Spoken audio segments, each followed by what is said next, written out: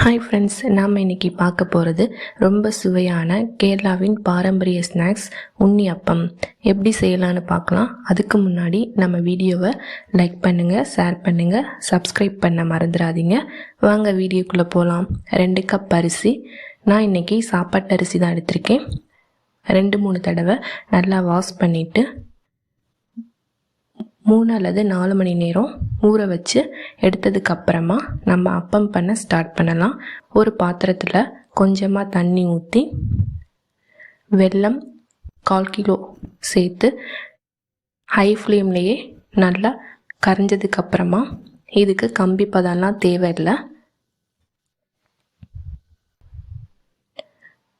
கரைஞ்சதுக்கப்புறமா நல்லா வடிகட்டி ஆற வச்சு எடுத்துக்கோங்க.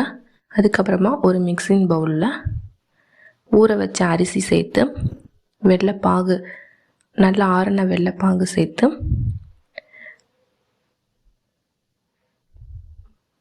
நான் வாழைப்பழம், பூவம்பழம் 1 பழம் சேர்த்துருக்கேன்.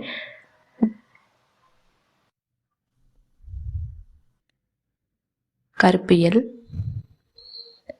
ஜீரகத்தூள், ஏலக்காய் பவுடர், கொஞ்சமாக சால்ட்டு, சோடா உப்பும் சேர்த்துக்கோங்க. அப்போ சோடா உப்பு சேர்க்கும் போது அப்போ சாஃப்டாக வரும்.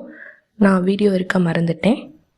ஒரு பேனில் கொஞ்சமாக நெய் சேர்த்து குட்டி குட்டியாக நறுக்கின தேங்காவை சேர்த்து நல்லா பொன்னிறமாக குக் பண்ணிக்கோங்க. இந்த அளவு நல்லா குக் பண்ணிக்கோங்க. அதுக்கப்புறமா மாவோடு சேர்த்து மிக்ஸ் பண்ணிக்கோங்க. நான் பாதி மாவில் தான் தேங்காய் சேர்த்துருக்கேன்.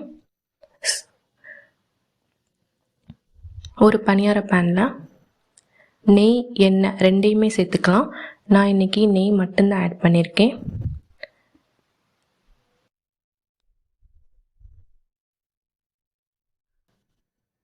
ஒரு தடவை நெய் ஊற்றினாலே கரெக்டாக இருக்கும். நீங்கள் மறுபடியும் ஊற்ற வேண்டிய அவசியம் கிடையாது. 2 கப் அரிசிக்கு 30 அப்பம் கரெக்டாக வரும். ஸோ இந்த மாதிரி ஒரு பக்கம் நல்லா குக் ஆனதுக்கப்புறமா மறுபடியும் திருப்பி போடுங்க. நல்லா திருப்பி போட்டு பொன்னிறமாக குக் பண்ணிக்கோங்க. இந்த மாதிரி பொன்னிறம் ஆகிற வரைக்கும் குக் பண்ணிக்கோங்க. நீங்களும் உங்கள் வீட்டில் ட்ரை பண்ணி பாருங்கள். வீட்டில் எல்லாருக்குமே ரொம்ப பிடிக்கும். ரொம்ப ஹெல்த்தியான ஸ்நாக்ஸ்.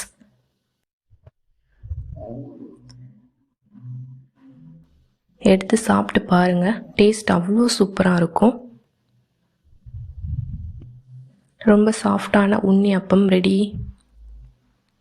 நெக்ஸ்ட் வீடியோவில் சந்திப்போம். தேங்க்யூ ஃபார் வாட்சிங்.